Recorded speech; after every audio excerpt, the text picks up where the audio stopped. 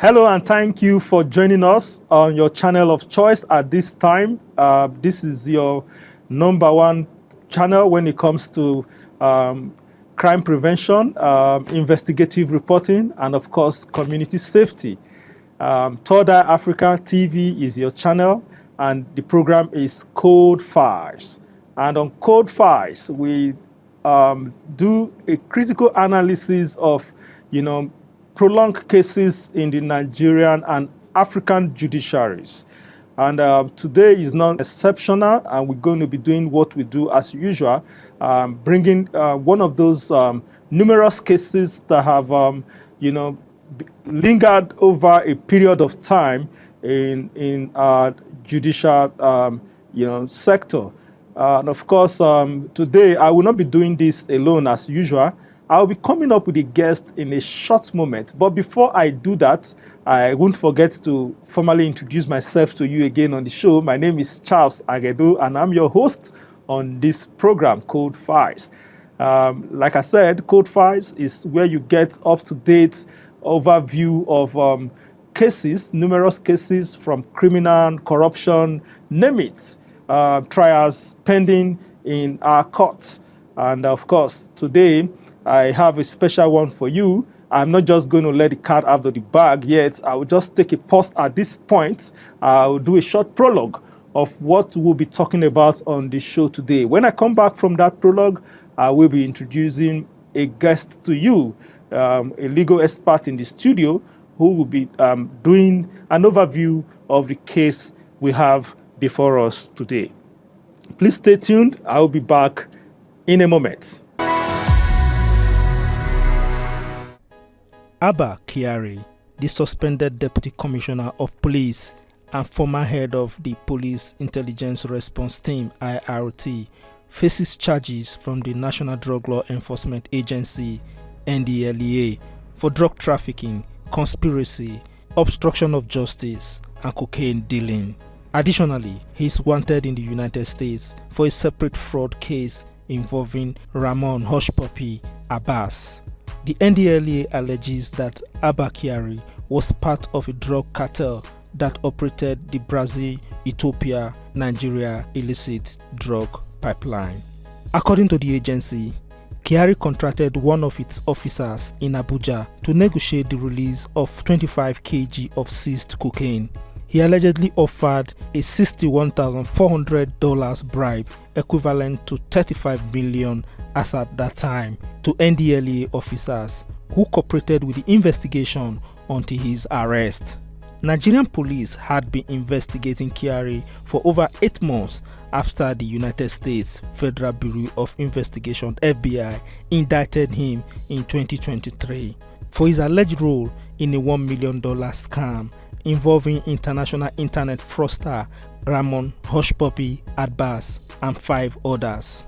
The FBI reported that Hushpuppi paid Kyari 8 million naira, about $20,600, to arrest and detain a co-conspirator, Chibuzo Vincent. Although the United States Attorney's Office for the Central District of California declared Kyari wanted, the Nigerian government has not extradited him to face prosecution in the US. This development occurred before Kyari's current ordeal with the NDLEA. Kyari was arrested by the police and handed over to the NDLEA in February 2022 after he failed to honor an invitation for questioning.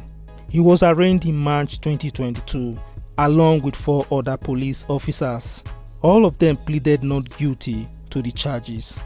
After several initial bail denials, Abba Kyari was eventually granted conditional bail in July 2022 on a separate charges related to asset declaration. He was released from the Kuje Correctional Center upon meeting the bail conditions. However, his main trial on drug trafficking charges is still ongoing. The Nigerian government approved the US request to Abba Kyari's extradition in connection with the Hushpuppi fraud case. However, the ongoing drug trial against Kyari in Nigeria has taken precedence, delaying the extradition process.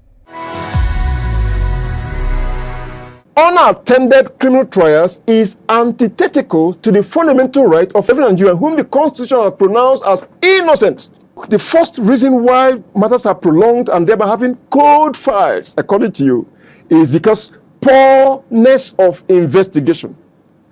Other reasons why we have cold files are the procedural system in our adversarial adjudication. It is not the duty of an innocent person, the accused, to prove his innocence. It is the duty of the accuser to prove the guilt of the accused. These, amongst others, are reasons why files are cold in courtrooms. Welcome back from that break, and I hope you must have gotten an overview of what we have already set the tone of what we'll be talking about on the program today with the prologue I have just you have just watched. And I'm going to be doing this with a legal expert, a practitioner who is also a legal analyst and also an author, who is right here with me in the studio in the person of Magnus Onwukwe. Magnus is a legal practitioner and is a legal analyst and also an author. He has joined me on the program today to take a look at one of the many lingering cases in our judiciary today, talking about the case involving the former Deputy Commissioner of Police, or Assistant Commissioner of Police, pardon me, in the person of Abba Kyari. And that's the case in question today. Like I said, I have already set the tone with the prologue I played for you. But right here with me in the studio is a legal practitioner in the person of Magnus Onwukwe. you're welcome to the program. Thank you, Charles. Thanks for having me. It's an honor to have you in the studio today. I know you are a very busy person, and in spite of your busy schedule, you were able to find time to make it to the studio today. Oh, Charles, it's my pleasure. I must sincerely thank you for coming. Thank you. I will just go straight to the my question for you for the case in question today. I want to ask you, where are we today with the trial against the suspended Deputy Commissioner of Police? When I said Deputy Commissioner of Police earlier, I think I was actually correct. Deputy Commissioner of Police and former head of the Police Intelligence Response Team, IRT, in the person of Abba Kyari. Where are we today with that case, if I may ask you from there? Thank you, Mr. Charles. I must start by acknowledging the wonderful works that team renders to Nigeria through the Nigerian police, the Intelligence Response Team, IRT. I've had a complaint I sent to that team. There and then, the Assistant Commissioner, not Abba Kyari though, in Abuja, pulled a call. And by their devices, he was able to spot the person I'm talking about while in Abuja, in Lagos. And he called the person in Lagos and said, "You are at XYZ spot. You better respond, otherwise I pick you right now." What a response. What a response. So on a good day, that department is word of commendation, but for. So actually, kudos to you. You're doing well. You're doing well. So where are we today in the case, in the trial of Abba Kyari? Let me start by saying that if not for any other thing, I know that the matter even came up yesterday at the Federal High Court. So that is where we are. At what stage is that matter? Is it moving expeditiously as expected? Perhaps that could be the question. Now, if that is the question, permit me as if I'm reframing your question, as it were. Okay. Now, if that is the case, this matter is a matter that began some 4 years ago. What stage is it now? Is the stage commensurate with the time when the matter began? My answer will be no. Okay. Why? Well, we must remember the background to Abba Kyari's case. It is important. What was his case? I've begun by saying that IRC had been doing a good work. But behind the scene of this good work is the Nigerians' kind of endemic corruption.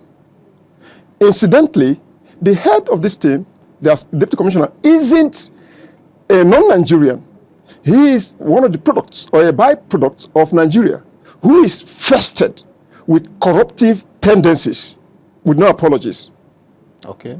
Well, until proven. But for now, we say allegedly fested with corruptive tendencies. Now, there's this young man, Chibuzo, that's his name. But before we came to Chibuzo, there was an investigation that the NDLEA, National Drug Law Intelligence Agency, was investigating, a drug cartel matter that works about 25 kilograms of cocaine. Whilst in the course of that investigation, arrests were being made. Some persons were being arrested and detained. However, the man we are talking about, rightly or wrongly, sent signal for the release of the suspects. Okay. Not only sending signal, he was also alleged to have received as some as within as 35 million naira to influence operatives of the Nigerian police in Abuja for the release of the drug suspects. Okay. This is the beginning of Abakari's palaver, so to say. But suffice to say, when we say where are we now, Abakari has 2 pending suits, criminal suits in court. One borders on the investigation that pertains to NDLEA. Another is that of corruption. There's this hush puppy matter. The FBI in America were investigating certain internet fraud involving within some of about $1 million USD, $1 million US dollars. Correct. And Chibuzo, one of the suspects, who having been arrested, was said to be linked to Abakari, who was suppressing material facts that would be useful in the investigation of that fraud. So, whereas the American government had demanded for Abakari's extradition, I don't even know where Abakari is right now. Yesterday, the matter came up in court. He wasn't physically in court. In Nigeria, by our criminal jurisprudence, a criminal defendant cannot be tried at his absence. Yeah. He or she must be present at all times during the course of his trial. Okay, I'll just interject you there. Now, you've correctly established the 2 cases. One is bordering on corruption, that properties said to have been traced to him, estates, and all of that, bank accounts that even involve the younger brothers and all of that. That's on one hand. Then the other hand was the drug case with the NDLEA. Now, the case that the previous case, I think he was, the last time that case was heard, he was said, the judge actually said, let me just read it out here. Yeah, there are 2 cases, 2 separate trials, before the Federal High Court. Correct. One is against Abakari and his 2 brothers on disclosure of assets and money laundering.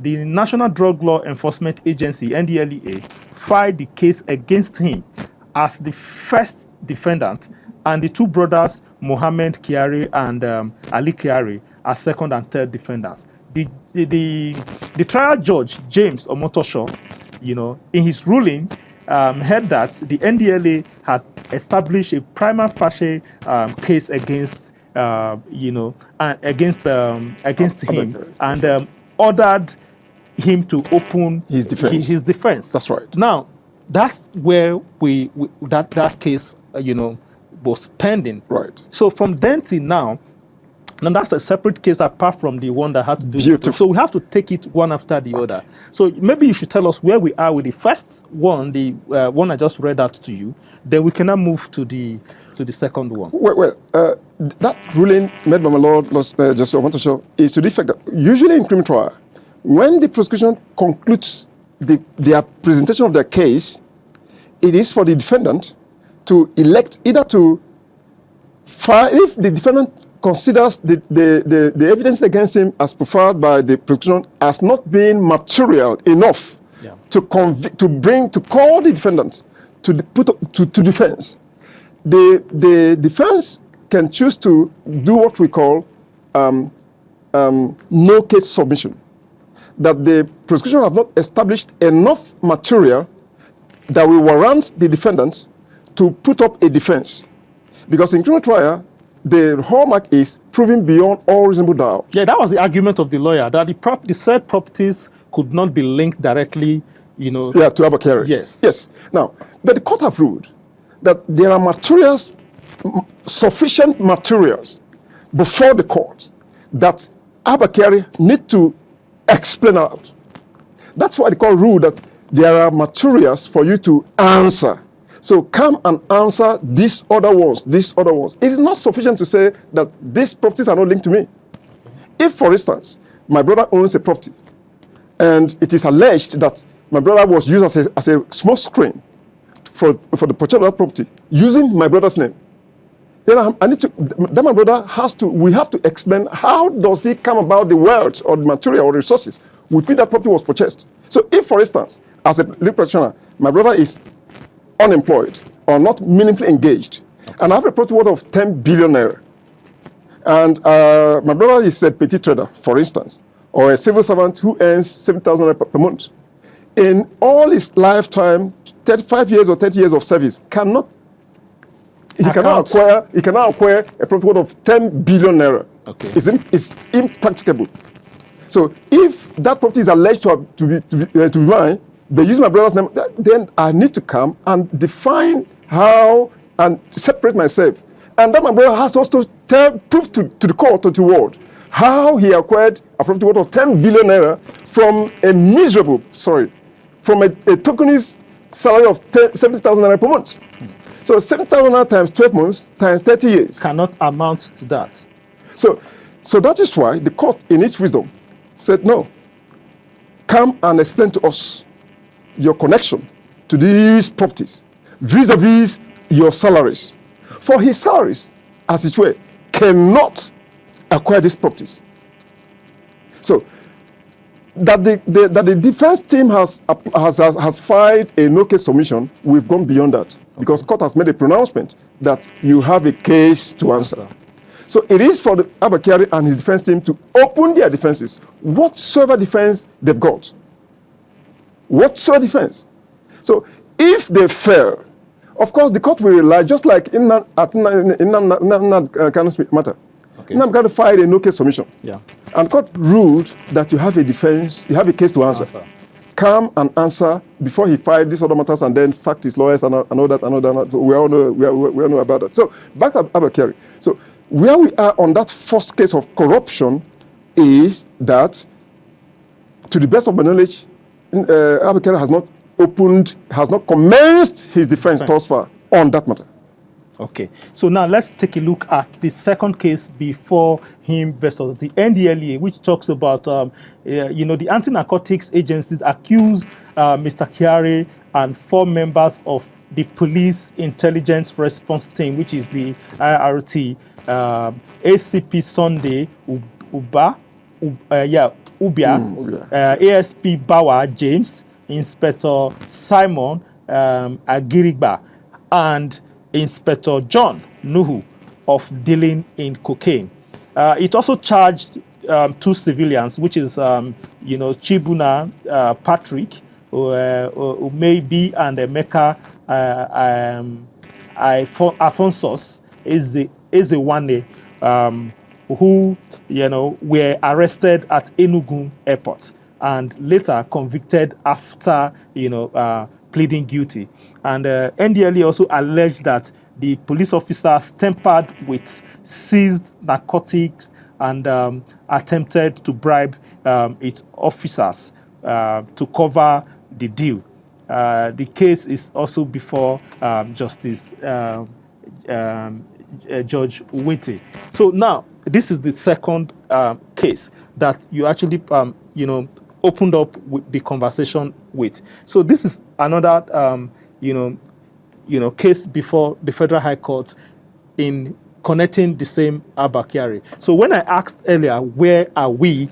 That question was deliberate because it's a very broad trial. So I wanted you to just throw more light on this the same way you did with the previous case. Well, on the second one, before my Lord Justice Gwite, is a straitjacket matter as far as I'm concerned. Drug business in the world is a huge one. It is an international transaction.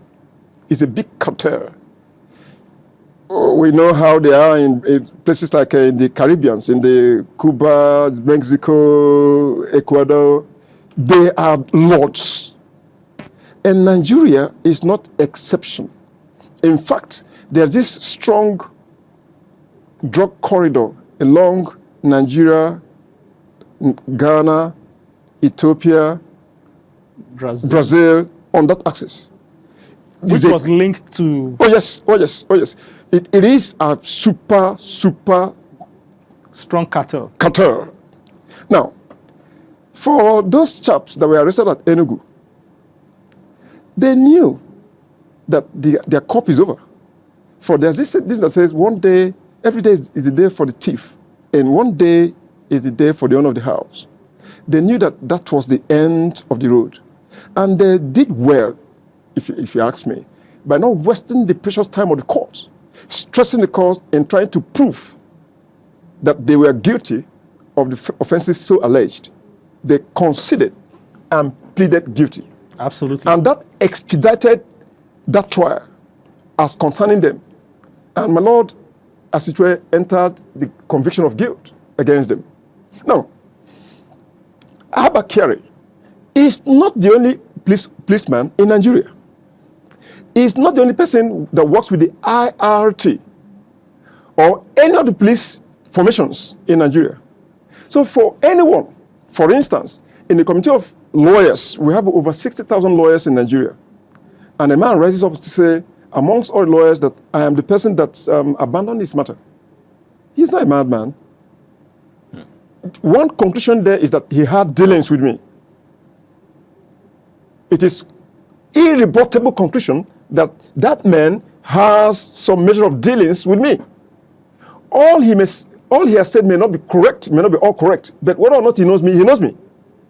Okay. So for Chibuzo & Co. to point at Abba Kyari and his team is that they have some measure of dealings, as it were. Okay. So there is this culpability, high probability of culpability. I repeat, high probability of culpability on Abba Kyari and his team. They didn't just call him. He's not the enemies. So I always tell my clients, whensoever I'm representing them in maybe I intervene in a police station, and I said, no, you don't need to deny the facts. Tell me what the matter is. Concede to the extent you are culpable. It will help us to get this matter faster. So back to Abba Kyari's matter with regards to, he is allegedly involved in that deal. 25 kg worth of cocaine, 25 kilogram. I don't know how much because I'm not a drug dealer, but that should be in tens of thousands of dollars. In fact, in millions of thousands of dollars. So now, his co-accused had been convicted. Okay. The worst case scenario, the best defense, perhaps, well, again, the matter is in court. I think I should, I'm just remembering that I should have a boundary to which I comment on that. Okay. But again, it is out of place for any defense lawyer to begin to say that the accused person, the defendant in this case, Abba Kyari, does not know these people. What we should be asking ourselves is, to what extent has it dealings with them? That will determine his culpability or otherwise. Yes, I'm going to just cut you there. Aside these fellows coming to point finger at Abba Kyari, Right. there was also a video which is part of what I used in my prologue, showing where Abakari was offering bribe to the NDLEA officials to let him have that evidence. And I think that was one of the strongest evidence the NDLEA had against him. So even with all of that, that brings me to the next question. Why do you think with all of those evidence, it is still difficult and it still keep lingering from one adjournment to the other? Interesting. I must say interesting. I must be frank with you, Mr. Charles. Our courts, by our criminal procedure system, have all manners of bottlenecks. The Evidence Act is likened or akin to Bible. What Bible is to a Christian or to a Christian clergy is what the Evidence Act is to the judge and the lawyers. It is the manual that regulates proceedings in courts. So if the Evidence Act says that this document is not tenable or admissible, howsoever you want to present that document, the document will not serve. I agree that the Evidence Act 2011 amendment has introduced or has made provisions to accommodate electronically generated evidences. Okay. So they are now admissible and tenable. Nonetheless, they must pass admissible tests. Having said so, why is it hard for that matter to be concluded still on the Evidence Act? If, for instance, a party, because every document must proceed from what is called proper custody. Okay. If the person tendering the document is not the custodian of that document cannot go in. Okay. So oftentimes, the defense counsel are in the palaver of trying to secure the attendance of the person, the rightful custodian of the document. If, for instance, I file a subpoena, a subpoena is a document, kind of a warrant summoning a witness to appear before a court to testify, either to tender documents or to testify over a matter. Okay. So if that person fails to come, the court will be armstrong to again adjourn, awaiting the availability of that witness. Okay. Because the person seeking that witness have found that witness to be material in the prosecution of his case. Okay. So on such a day, the matter will be adjourned. You see, these are some of those factors that occasions adjournments and prolonging of cases in court. However, yes, one may say that the evidence against Abakari are overwhelming. Okay. But until they go into evidence, for now they are pedestrian evidences. Pedestrian. Why pedestrian? Until they have been tendered in court and received by the court. When they are yet to be tendered, they are pedestrian. Okay. They've not formed part of the court's record. And what I've just said about talking about summoning witnesses are one of those bottlenecks that courts undergoes in securing attendances of witnesses. Where, for instance, you want to tender a document from the Nigerian immigration that my passport is not genuine. Okay. It is only Nigerian immigration services that issues Nigeria passport. Okay. So for you to prove the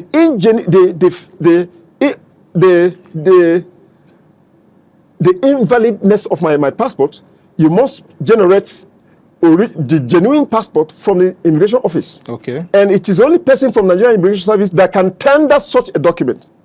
No other person. Okay. If such a person, the person that produces the booklets, is not available to appear before the court to tender that document, okay, no other person.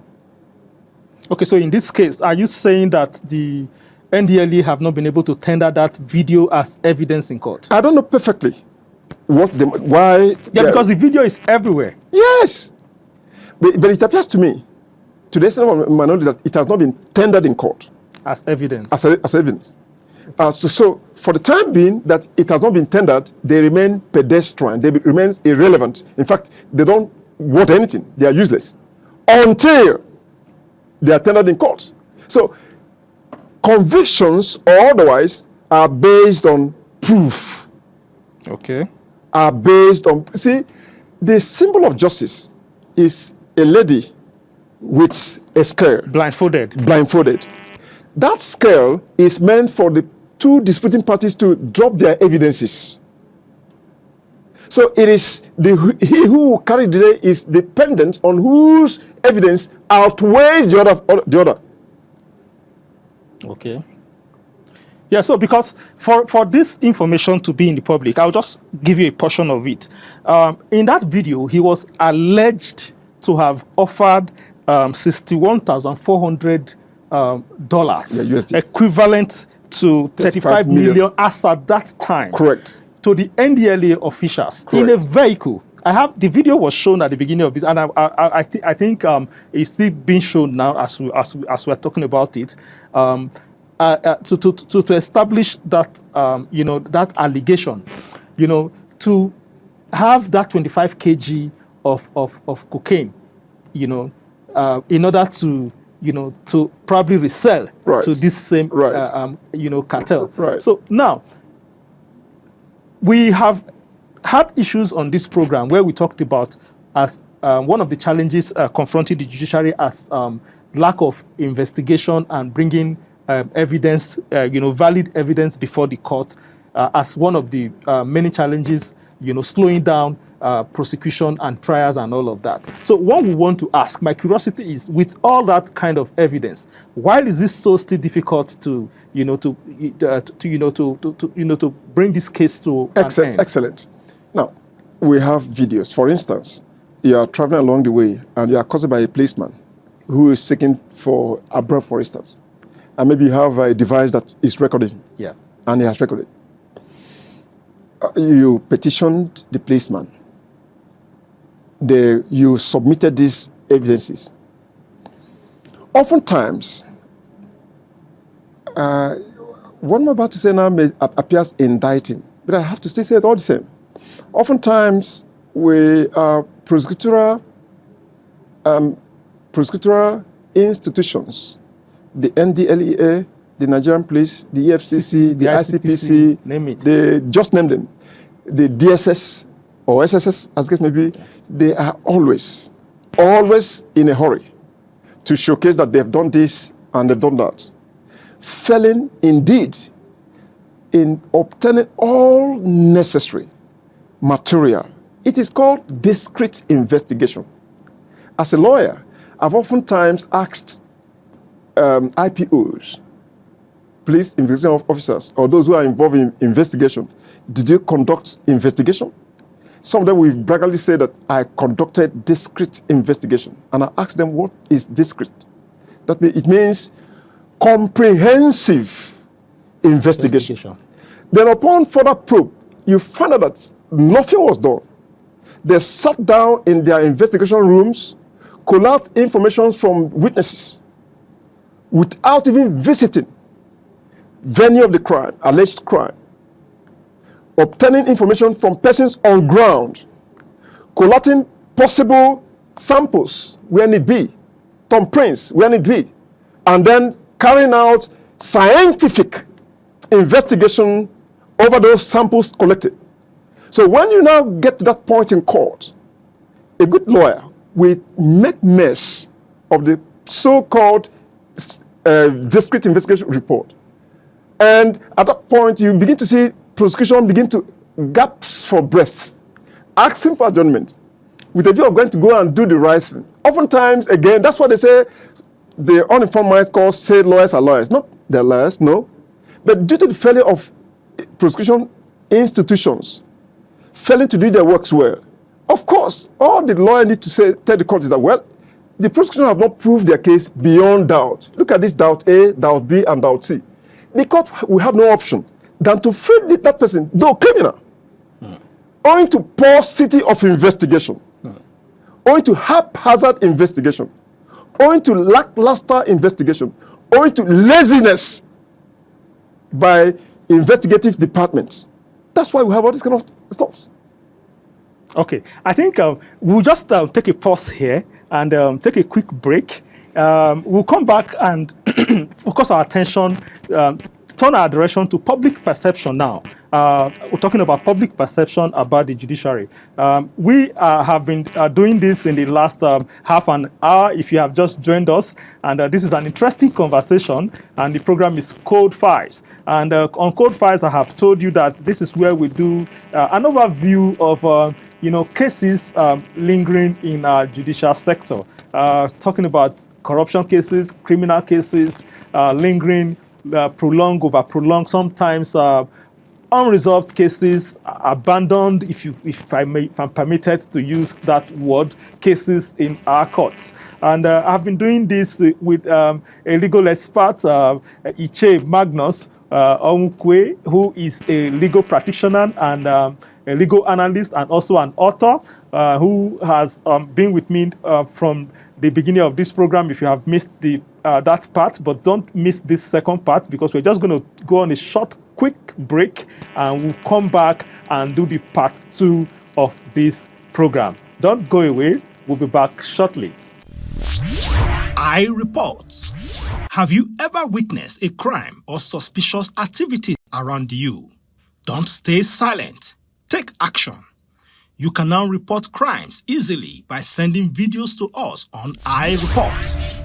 Record a video and a brief narration of the incident with the location and send to 0701 372 8007 on WhatsApp only.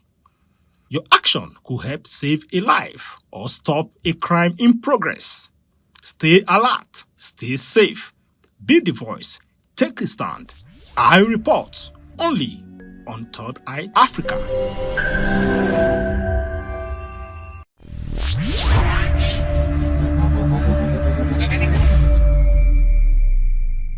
Okay, welcome back from that break. If you have just joined us, this is Code File on Third Eye Africa TV, your home of Crime Watch. Of course, what we do here is investigative reporting, crime prevention, and of course, community safety. And I've been here with a legal practitioner who is also a legal analyst and an author, talking about a very senior learned friend of mine who is by name Magnus Onwukwe, who has been joining me to estray the lingering case involving Abba Kyari, which is a case that have been on for some years now in the Nigerian judiciary. And we have dwelt so much on establishing the cases against Abba Kyari and the evidence that is available to the public and all of that. At this second half of the program, I want to turn my attention to public perception. Sir, you are welcome back to the second half of this program. Thank you. Abba Kyari before now was known as a super cop. And like you commended the RT from the beginning of the program, that, though beautiful, unit in the police force doing, fantastic job. And I hope that unit is still functioning as we speak today, because the crime has not reduced. And crime is still going, kidnappings is still happening, though this is not, this program is not specifically talking about crimes and all of that. I can also bring you on one of our programs that deals on crimes and all of that. But talking about when people are celebrated and the next minute, they are being, held back or dragged down, or some will use the word set up for just to, bring down their reputation. But I don't think from the evidence that is available in terms of video evidence involving Abba Kyari negotiating with NDLEA officials over, $61,500, equivalent of 35 million as at then. That was the value as at then, though way above that now. Those are some of the, disturbing evidence that, would make the public want to raise an eyebrow in that very case. Now, before I go to public perception, the issue involving Hush Puppy, connecting Abba Kyari with Hush Puppy.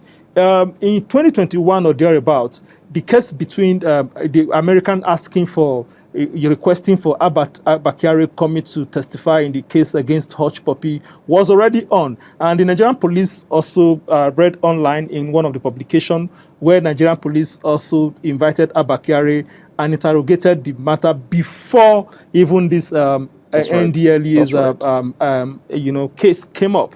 Right. The question is, in law, which take precedence? Why is it difficult? Why did the later case take precedence before the previous case?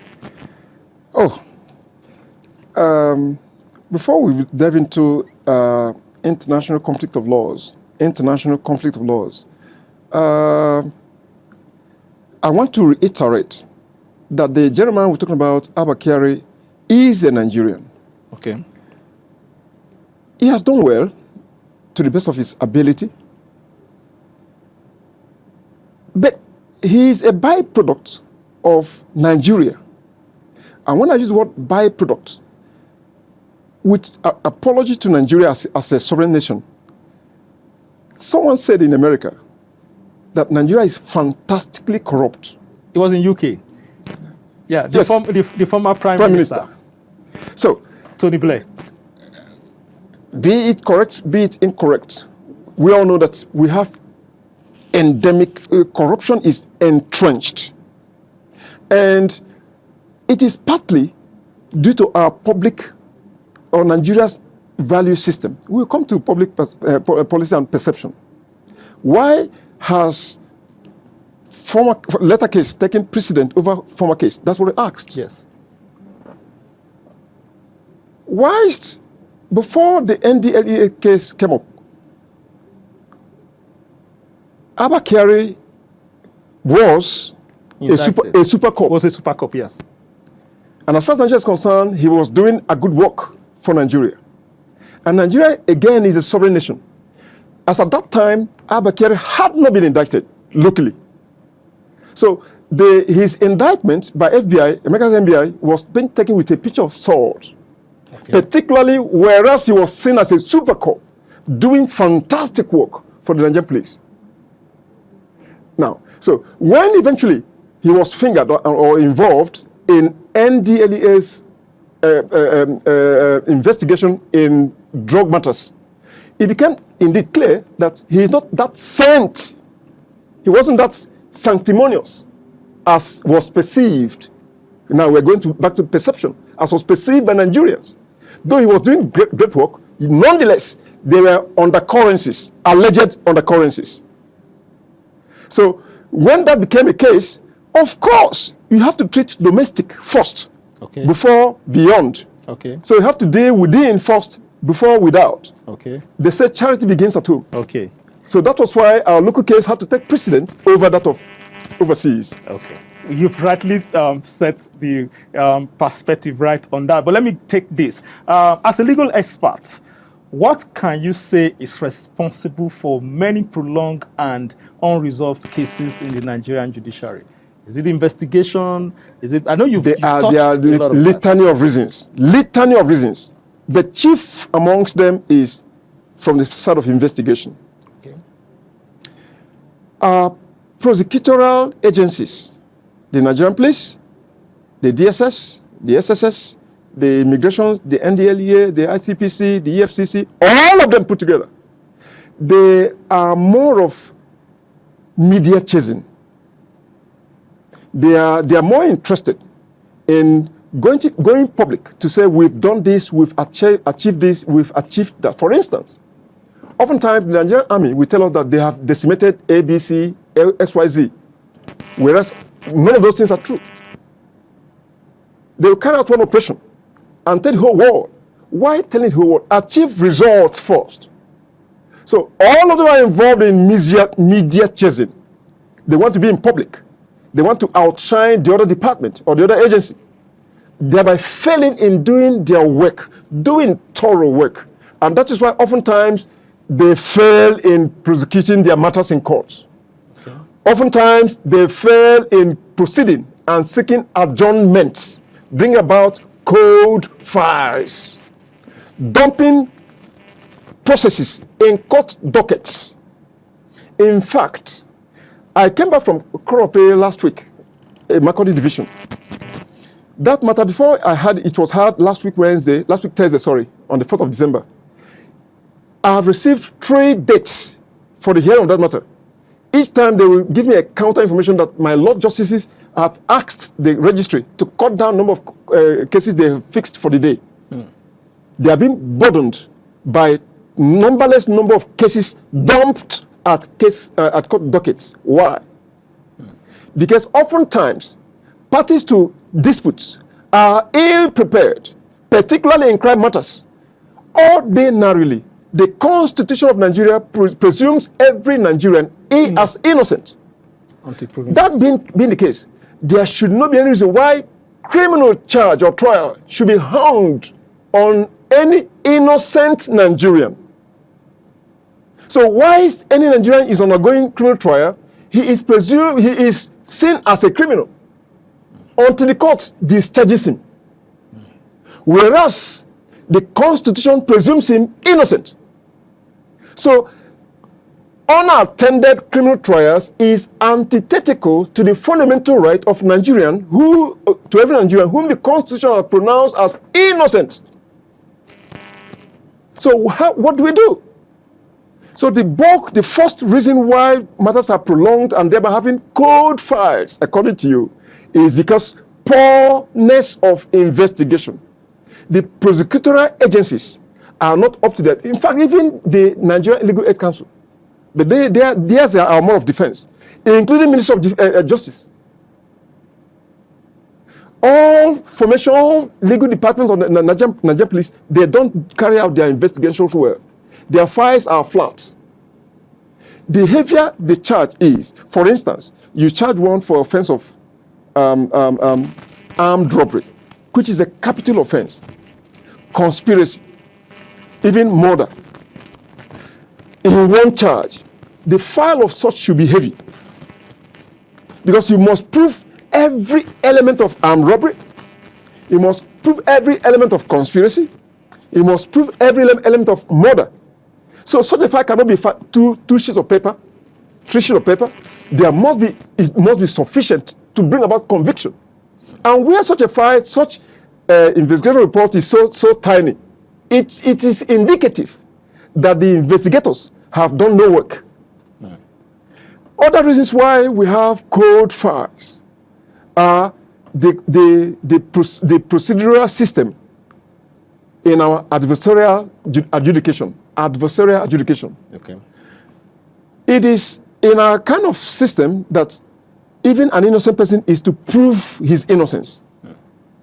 It is not the duty of an innocent person, the accused, to prove his innocence. It is the duty of the accuser to prove the guilt of the accused. But here, it is more or less like a twin edge.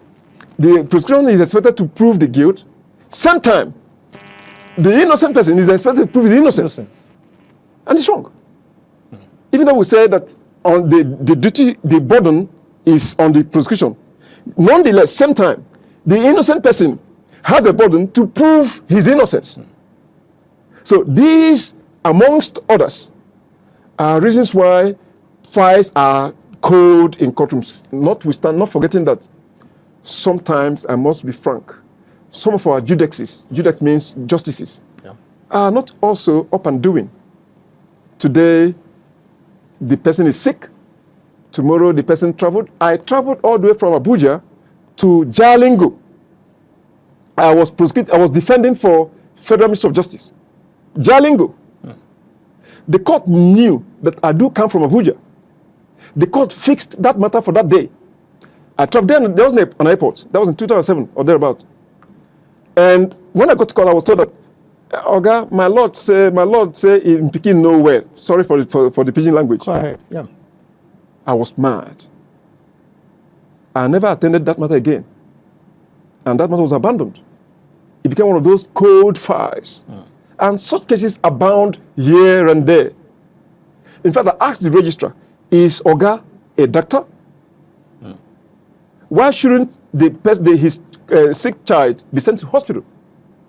Knowing that this man come from Abuja to Jalingo. Another case, I've not mentioned, it was in Federal High Court, Lokoja. I drove from here to Lokoja. It's a criminal trial also. The registrar told me that Oga said he's going to Abuja today. I asked him for what? He couldn't explain.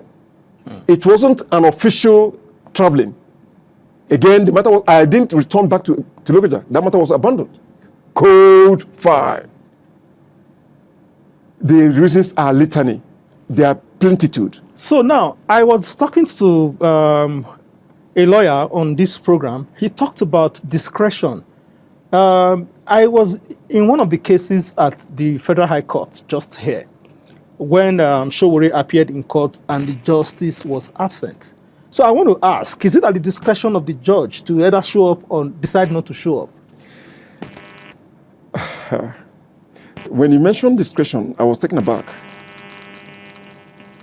The judges, the judiciary, are not distinct from civil servants in Nigeria. They are all governed by civil service rules. And they are tied to the apron string of the rules of civil service in Nigeria. So when we say discretion, I don't know where it's come from. A judge is a civil servant, though in the court, in the judiciary, in the judicial arm of the government. Yeah. He or she is bound to be on duty. The time for resumption of work in Nigeria is 8 a.m. Courts start sitting by 9 a.m. But the court official ought to be on duty by 8 a.m. Absolutely. and appear in the courtroom by 9 a.m. There's no discretion there. There's no discretion whatsoever. They are bound by the civil service rule to be on duty, except when they are on vacation, or there's public holiday, or there is an act of God that makes it impossible for the person to be on duty. Otherwise, there's no discretion whatsoever. So now that brings us back now to the public perception that I wanted us to establish from asking the first question I asked you. So now the general perception out there is that court is part of the courts is part of the frustration that we have in our justice dispensation in some cases, not in all cases. I cannot agree less, Mr. Charles.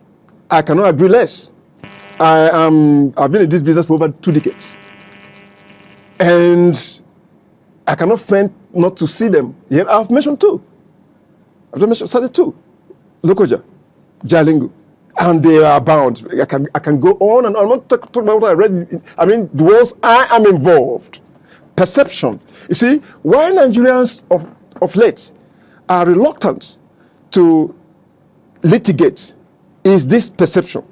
They call it come today, come tomorrow. If we lose faith in the judiciary, which is said to be the hope of the commonest man, then we are doomed. Nigeria will return to a British state where the strongest is the weak. It is the duty of all of us, particularly we the gravitas in the justice dispensation arena, the lawyers, the judges, the magistrates, and those that work within the courtrooms, to arise and kill this perception. The perception is not unfounded. It is well-founded. For instance, in our locality, here in Abuja, local magistrate court in Karu, there's a particular magistrate. From usually in Nigeria, the courts go on vacation between August and September. Upon resumption into this current legal year, this new legal year, which began in September, that court has not sat up to 2 times. Okay, maximum 3 times. For 1 week running, I was visiting that court. Today, Madam is not well. Tomorrow, she's attending a conference. Next tomorrow, she may come for 1 week. And it continued the following week. And lastly, that the madam is now on leave as we speak. From September till today is 10th of December. So then, where is checks and balance in democracy? Because people have the three arms of government, and we are anchoring it on checks and balance. For instance, at the magisterial level, you have the director of magistrates. They have a directorate, superintended by the director. It is the duty of such a person to oversight the magistrates. That's why I say that all of us, all the gravitas that are involved in justice delivery are to blame. All of us, the lawyers, the magistrates, the judges, the support staff to courts, all of us. You apply for simple record of proceeding. A magistrate convicted someone, that's the matter I'm just handling now, 7 years ago. The person appealed to the High Court. The magistrate has failed to release her own record to the convict Yeah. to be able to prosecute For appeal. his appeal 6 years down the line. So the lawyer, that person debriefed his lawyer and now has engaged me. I've petitioned the magistrate. 6 years after you convicted someone, release record of your proceedings. Same also applies to High Court judges. The chief judge and even the chief registrar owe themselves duty to oversight judges. There's this thing they call case returns. Case returns means at the end of every quarter, you, the magistrate or judge, will compile, do a profile of number of cases you've concluded and transmit to your superior. If these superiors that used to receive these reports works indeed on these case reports, I'm sure that it will enhance speedy trials, and thereby reducing this wrong perception that matters are abandoned and thereby giving them cold files in court dockets. So the blame is all across. That was why I say I will not hesitate to say, yes, it's correct that the judiciary is complicit in delays in trials. A good place to anchor it. I've been on this hot seat with Iche Magnus Onwukwe, a legal practitioner, and of course, a legal analyst and an author. If you have joined me from the beginning of this conversation, you will agree with me that we have had a very exciting moment with my learned senior friend in the studio. And I must want to thank you sincerely for finding time to join me on this program today, Iche Magnus Onwukwe. It's been very interesting. The time is so short for me because I think with the way you were, giving me, explicit, explanation of all the questions I have put to you, you've done justice to all of them. I don't want to say almost all of them. I want to say all of them. You have done justice to all of them. But that does not remove the fact that I would like to have you again, maybe on some other topics that concerns issues around delayed justice in Nigeria. I want to sincerely thank you for finding time to come on the program today. Thank you, Charles. It's my pleasure. I'm here. God bless you. Thank you. All right, and that is where we call it a date today on the program Code Files. And I remain yours sincerely, Charles Agedo. And please continue to watch this channel, Third Eye Africa TV, your home of Crime Watch, investigative reporting, and of course, community safety. Till I come your way again next time, same station, keep watching Third Eye Africa TV.